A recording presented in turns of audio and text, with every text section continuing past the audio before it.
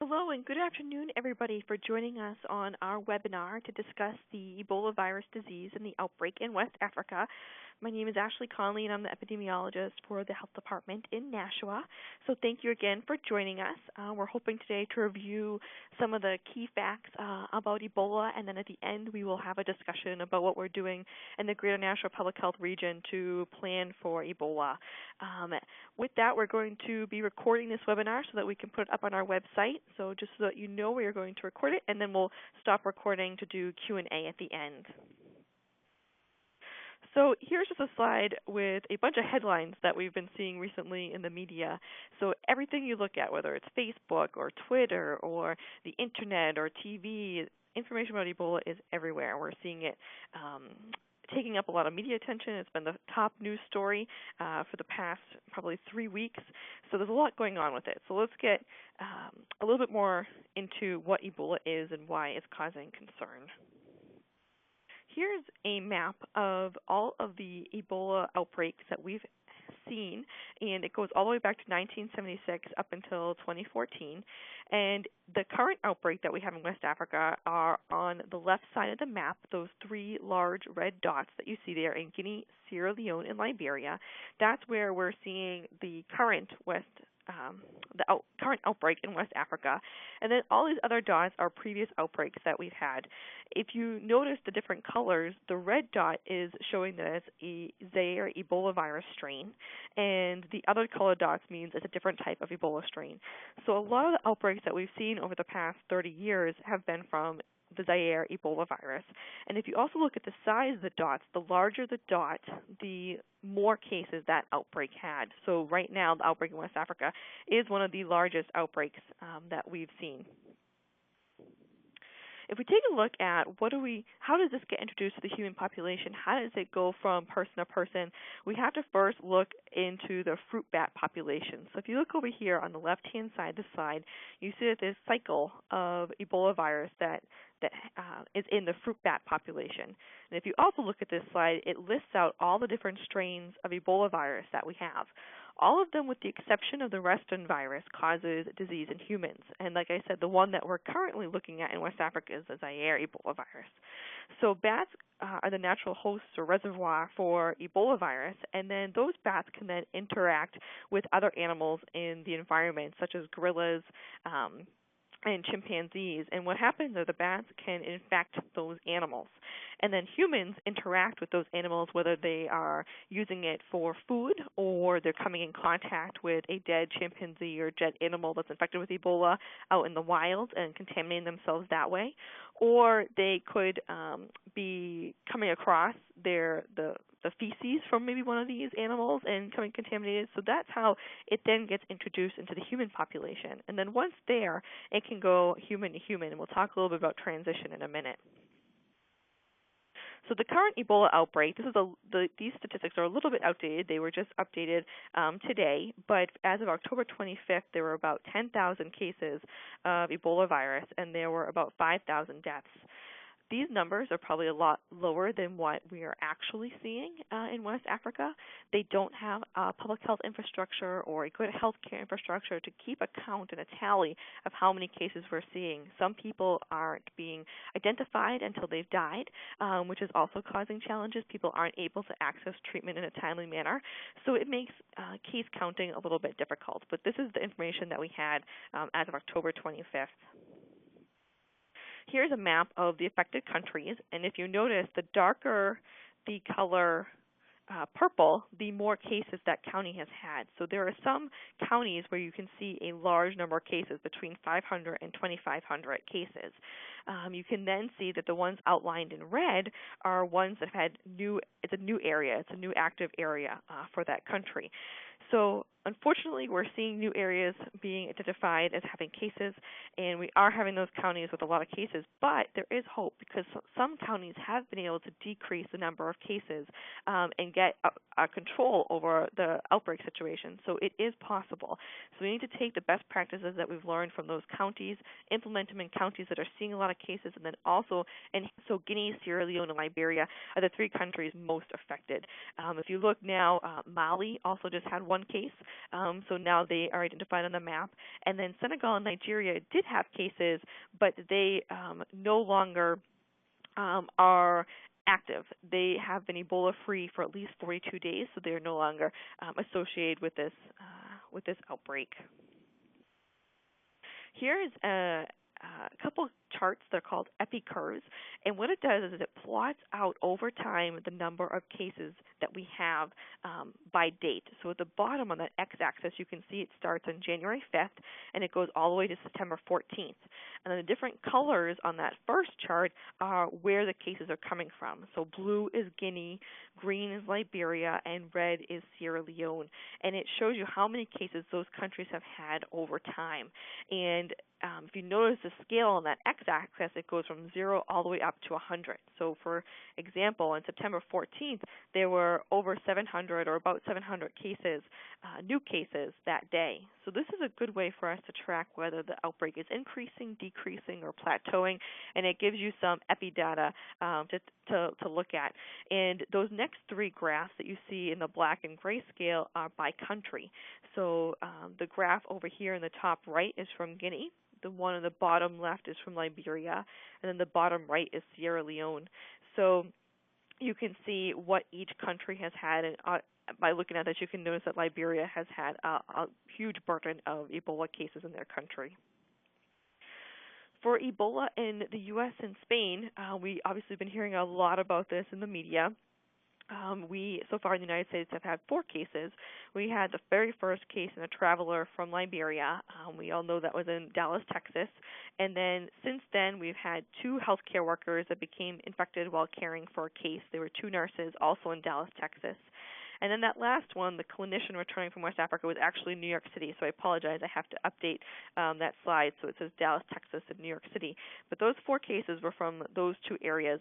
And the 2 healthcare workers are recovered, and they have been discharged from the hospital. The first case, the traveler from Liberia, did die, and then the clinician in New York City that was actually providing care to Ebola patients is still in the hospital. We noticed that in Spain, there was 1 nurse that was also infected while caring for 2 Ebola patients that had been working in West Africa. So outside of Africa, this is what we have seen as far as healthcare workers getting ill. In the United States, there have been those 4. So we do not have an Ebola outbreak in the U.S. The Ebola outbreak is in West Africa.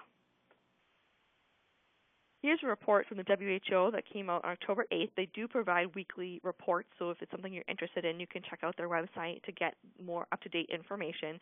But as of October 8th, they were saying that the situation was continued to be widespread. There was still persistent transmission. They were having lots of challenges with gathering data, and there was really no evidence that this epidemic was being brought under control. But there were some districts that had a decline, which is good. That's what we want to see. So this is a situation that's going to take a long time for us to stop. It's not something that's going to be stopped overnight. So we just need to focus on how we can get it under control in West Africa so that we then don't see additional cases in other countries. The CDC put out a report that looked at the number of cases if we do not have any additional interventions or changes in the way this outbreak is going, that by January 20th, 2015, there will be 550,000 cases of Ebola virus. And then if you factor in underreporting into that number, that case number can actually jump to 1.4 million cases. That is an extremely large number of cases, and we really don't want to see this happen. So that's why we really need to have a lot of action on stopping this Ebola outbreak. And in order to halt the epidemic, about 70% of cases need to be cared for in an Ebola treatment unit. And that's one thing that they are in dire need of, and that they are working on internationally to build more Ebola treatment units so that people, once they're identified and are ill, they can go there, they can get some care. It also stops the transmission so that they are now not infecting the people at home or the other people in their village. And then if they die, they're able to contain them, bury them properly, again, stopping transmission, or once they're well, they're able to get them back out into the community. So that's a really important component of stopping the Ebola outbreak. Right now, the number of cases is doubling every 20 days, so not looking good if you look at the numbers over the next couple months. One key public health intervention that we do have in the United States and that we have already done when we've had the 4 cases here in the U.S. is contact tracing. Contact tracing is really important because once you identify an Ebola patient and you isolate them and start providing them care, you then ask them about the contacts that they've had, and you can identify those contacts and then identify them as either high risk or low risk. And then you can monitor those contacts for the next 21 days to see if any of them develop symptoms. And if you can then identify any future Ebola case by monitoring them day to day, then you can then take that person, isolate them, identify their contacts, and the goal is that you stop the transmission from person to person. So here's just a picture of what that looks like when you identify an Ebola patient. So if we look over here, here's the Ebola patient. One of their contacts then could be a future Ebola patient. You then find their contacts and you keep going and repeat that cycle. If one of the contacts shows no symptoms after 21 days, then they are not at risk for developing Ebola and they are in the clear. This also shows that sometimes we miss contacts. Not everybody can remember who they've had contact with. When we do food outbreak histories, we ask people, what did you eat 3 days ago for dinner, and people have a hard time remembering. So it is possible that people don't always remember everybody they've had contact with. But this is a key tool that we have in the U.S. It's a reason why we're not going to see an Ebola outbreak with persistent transmission here in the U.S., and we have the healthcare and public health professionals available to be able to do this. Here's some recent guidance that came out from the CDC about identifying, isolating, and informing for emergency departments when they have a suspect Ebola case. So the first two, number 1 and number 2 on this slide, are really the key questions that we need to be asking. The first one is identifying exposure history. That's really important. That's probably one of the key questions that we need to ask. It's, has a patient lived in or traveled to a country with widespread Ebola transmission or had contact with an individual with confirmed Ebola virus disease in the past 21 days? If they answer no to this, you don't need to do anything else. We just do our normal triage with them and go along our normal day. But if they say yes, the next big question is, do you have any signs or symptoms? And if they say no and you check them and they do not have any of these signs or symptoms, then the key thing here is that the public health department is going to follow them for 21 days and watch to see if they do develop any symptoms. So if you notice here in the box it says notify relevant health department. So the New Hampshire Department of Health and Human Services wants to be notified if somebody has this exposure history but no symptoms, and they'll contact them and monitor them for 21 days. If they say yes to this, so it's yes to question 1 and yes to question 2, then that's when they become that suspect case. We have to isolate them in a private room, preferably with their own bathroom. Only essential personnel should be with that patient, and then they're going to evaluate that patient, making sure they use the correct PPE. So personal protective equipment, or PPE, is very important in that healthcare setting in the emergency department when working with a suspect case. And then you notice that they're also going to want to inform their notification structure within their hospital and then also the health department. So really those are the 2 key questions, exposure history and then any signs or symptoms. So let's talk about what do you need to know, and I'm going to try and talk about some of the key points that you've probably been hearing a lot in the media, and I just want to make sure that you have the right information. And this first bullet here is really important. It's that a person infected with Ebola cannot spread the disease until symptoms tend to be fever, along with feeling achy or fatigue, and they're just starting to get sick. So fever is a key one. And the amount of time it takes when somebody's exposed to when they develop symptoms could be 2 to 21 days. So when you hear 21 days and you talk about public health monitoring people for 21 days, it's because after 21 days, it is very unlikely that someone's going to come down with Ebola. The symptoms are listed here. It's fever, severe headache, muscle pain, vomiting, diarrhea, stomach pain, fatigue. Those are all those common symptoms. If you notice, coughing and sneezing is not one of them. It's really more those gastrointestinal symptoms with vomiting and diarrhea that you see. I also put on here that hemorrhagic symptoms, like that bleeding that you see, people tend to talk about, people are bleeding out everywhere. It's actually only happening in less than 1% of cases. So it is not one of those common symptoms that you see with this strain in the current Ebola outbreak. Ebola is spread through direct contact with bodily fluids. So that means any bodily fluid. It could be blood, urine, feces, saliva, vomit, sweat, semen, breast milk. Basically, anything that comes out of the human body can be infectious and contaminated with Ebola virus. It is not spread through air, water, or food, and we're going to talk a little bit more about air and droplet and airborne and what that all means in a second. But this is really key when you talk about stopping the outbreak and then doing your investigation to see who's a contact, because bodily fluids, remember, is the key here. You also want to think about viral load. Viral load is how much virus there is in a person. And when somebody first starts coming down with symptoms, their viral load or the amount of virus in their body is still low. It's not a lot. So when they just start getting that fever, there's not a ton of virus there. So they're not as contagious or as infectious as they are on later days, on maybe day 4 or day 5 of their illness. So that first day, they're not that contagious because that virus is just starting to multiply in their body. So viral load is something else that you might hear a lot in the media when people are talking about how much virus somebody might have in their body.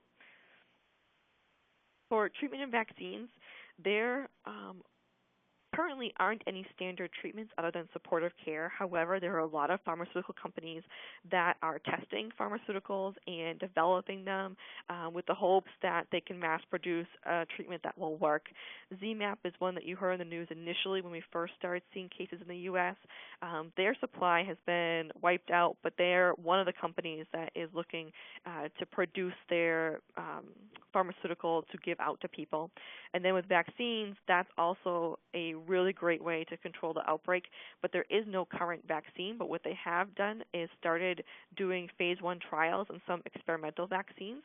The World Health Organization, the WHO, announced plans to make 2 of these vaccines available in large quantities early in 2015, and they've started those phase 1 trials. And treatments and vaccines are really going to be such a good asset to have if we can get them and that they're safe to be able to use and stop this outbreak. So we'll see what happens over the next couple months. So here's a flyer from the CDC talking about droplet versus airborne, and it's something that can be hard to understand, but it's so important when we talk about Ebola. Ebola is spread through droplets. That means anything that's coming out of a body, whether it's saliva or diarrhea or any of those things, it comes out in droplet. So if somebody has Ebola and they're coughing and their saliva is expelled and it's there and somebody's standing within 1 foot of them and they're right in front of their face and they're coughing and symptoms of Ebola. So a lot of patients that have Ebola aren't coughing and sneezing. It's not a respiratory disease, but everybody gets that tickle in their throat or that that cough or that sneeze. So that is still there, where if they cough and sneeze right in your face, yeah, you could get Ebola. But when they cough or sneeze, those droplets are not going to hang out in the air for a long time. When they do hang out in the air for a long time, that's called airborne. And Ebola virus is not an airborne disease, meaning that it's going to hang out in the air for a long period of time so that when people come in and out of that area, they're going to breathe in Ebola virus. It's just not how it works. So that's just an explanation of what droplet is versus airborne, and just know that Ebola is spread via droplets. It also mentions on here that droplets can contaminate objects like doorknobs, if someone was coughing or sneezing or things like that and then touching doorknobs. That can also be a way to transmit, but as we'll talk in a minute, Ebola is a rather fragile virus, so it's not going to survive on surfaces for very long. For infection control, I already talked a little bit about putting people in the patient room, but these are some things that healthcare facilities and hospitals in particular are really focusing on. So I just wanted to share it with you just so you have an idea of how these hospitals are planning for an Ebola patient. So one thing is making sure they have a private room with the door closed. Another is to log all people that are entering that patient's room and having contact with them. They're going to limit the use of needles and other sharp objects when working with that patient, and they're going to avoid entry of visitors into that patient's room. And the types of precautions that they have are droplet, contact, and standard precautions. And droplet we just talked about. Contact and standard precautions involve touching the person and making sure that when you touch somebody that has Ebola that you're wearing gloves and a gown and the proper PPE so that you're not going to contaminate yourself. As long on the surface as other viruses do. The comparison I always give is that something like hepatitis, the hepatitis virus, can last in dried blood on a surface for weeks weeks, up to 3 weeks. Ebola virus doesn't do that. It's pretty fragile. What the CDC does say is it could last a couple hours to maybe 24 hours on a surface, but that's a conservative upper limit. They don't think it actually lasts for that long. But then if you take Ebola virus and you put it in an ideal lab setting where they have proper temperature, humidity, it isn't allowed to dry out, those sorts of things, Ebola virus could last for up to 6 days. So there is some variety here depending on the conditions on how long it can last. But it's pretty easy to kill. Basically, most healthcare disinfectants that they use can kill Ebola virus.